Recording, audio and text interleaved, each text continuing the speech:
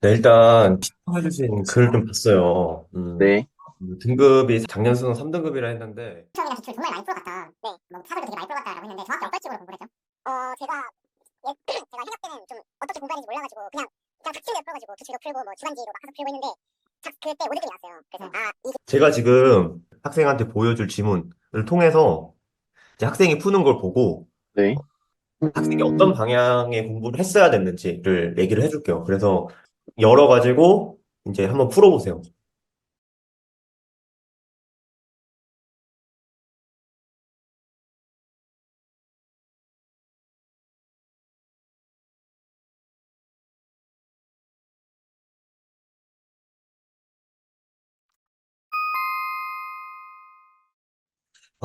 여러 가지 굉장히 아쉬웠던 포인트들이 좀 많아요. 일단 가지문을 먼저 읽은 이유가 있어요? 그냥 가가 제일 먼저 있고 보기 단독 문제니까 가 먼저 풀고 들어가겠다 생각을 했어요.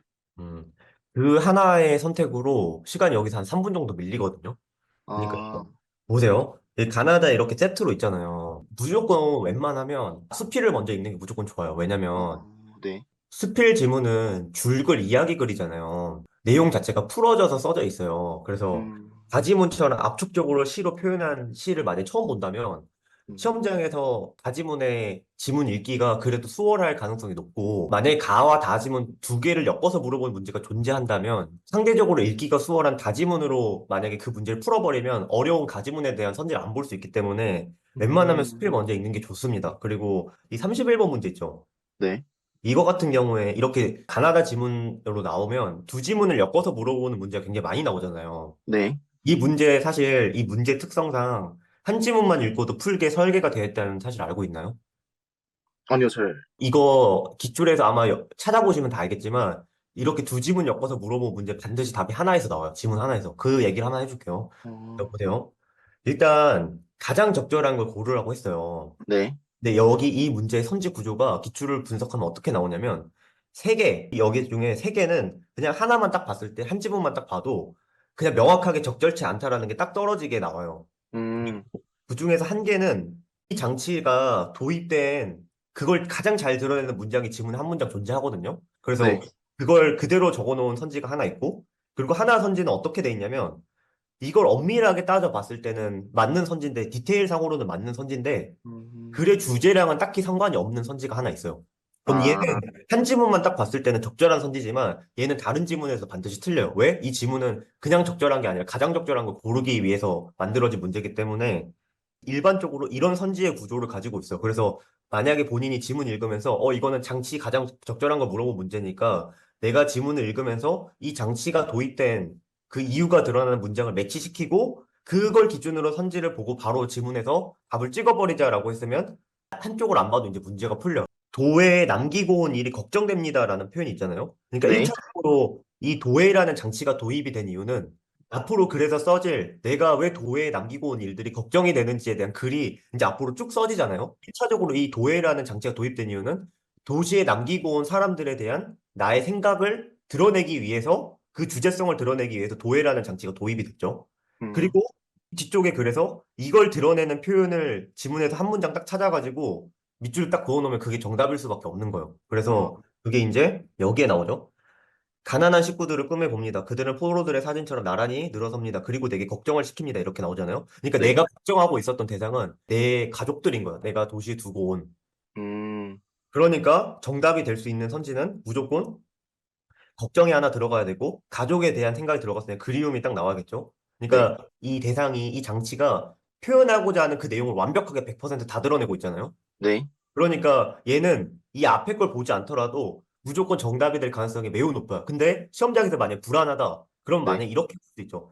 4번이 확실할 것 같아 하면은 이제 산을 볼 때 낮으면 보고 1, 2, 3번 건너뛰고 바로 4번만 보고 답을 찍을 수 있죠. 왜냐면 4번이 정답이 될 확률이 99.9%니까. 아, 그렇게 하면 나지문에 대한 1, 2, 3, 5를 안 봐도 되죠. 아, 이 문제 특성을 알고 있다면 이걸로 시간이 한 1분 정도 차이가 났어요. 학생이 푼 시간과 이 문제 아, 하나로.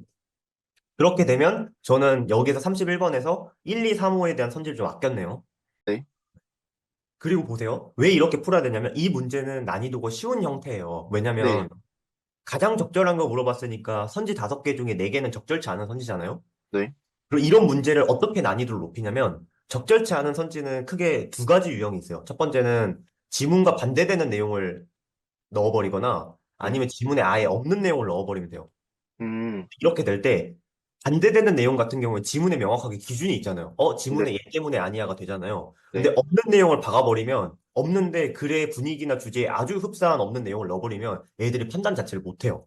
네. 그래서 기준을 명확하게 야 선지에서 적절한 선지의 답이 되려면 무조건 답이 이게 들어가야 돼라는 기준을 먼저 잡고 들어가면 선지를 봤을 때 이런 선지들에 낚이지 않고 바로 답을 찍어낼 수가 있는데 그런 기준 없이 그냥 지문 자체로 야 이게 지문에 있었던 내용인가?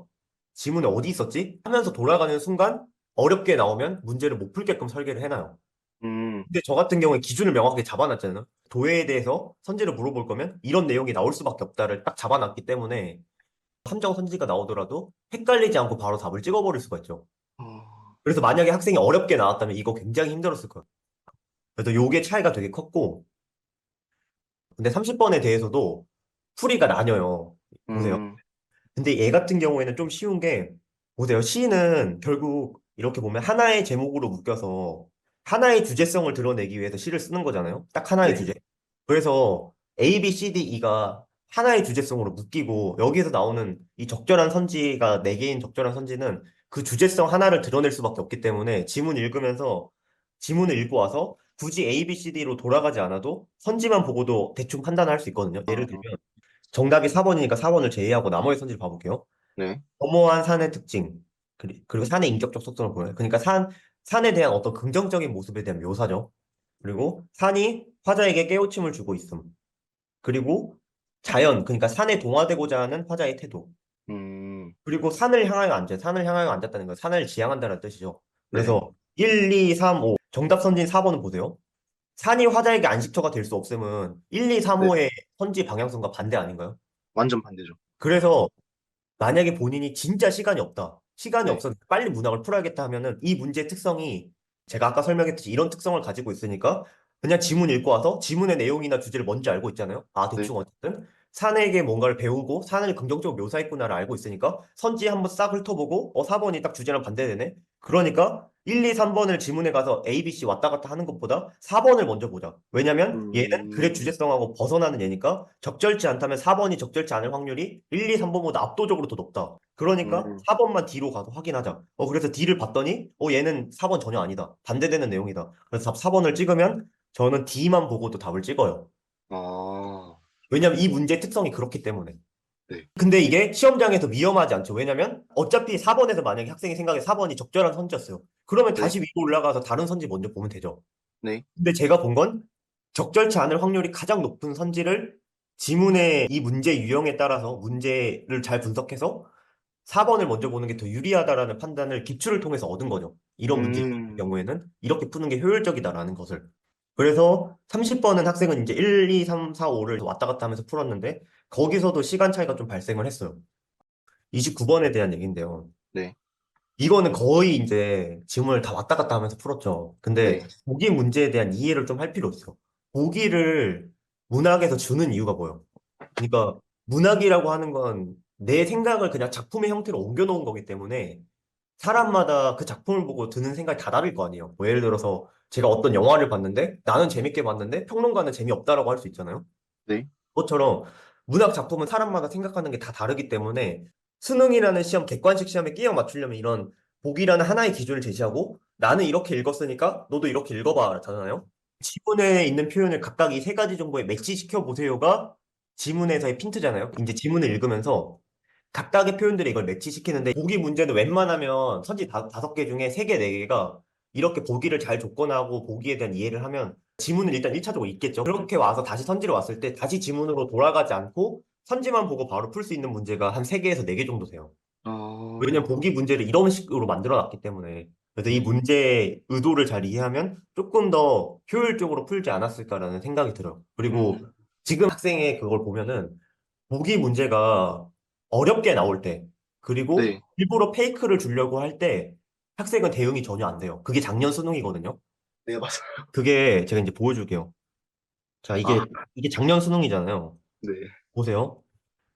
보면 이게 이제 현대소설, 이제 애들이 헬메톤 우주라고 부르는 아, 현대소설이었는데 네. 여기서 친구들이 어떤 실수를 하냐면 기억 1번 선지가 쉼표를 연이어 사용한 것은 인물이 자신의 생각을 감추거나 다른 한 말을 떠올리면서 시간의 지연이 있음을 드러내는 것이고 이렇게 나오잖아요. 네. 그러면 일반적으로 보면 이 판단의 경로는 두 개거든요.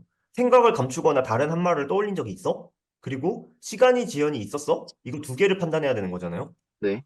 근데 보면 지문에 보면 기억을 보잖아요.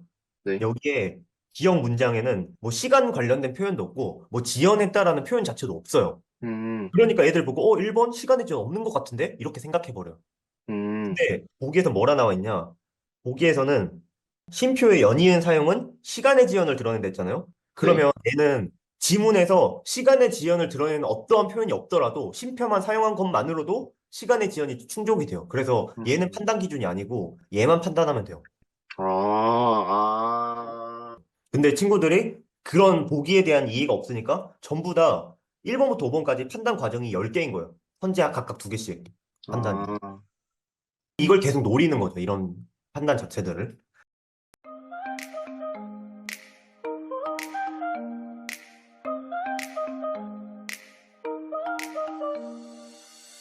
Trying to forget you. I'm all alone in a ghost town. There's a beautiful madness inside my soul, and I can't stop thinking of you.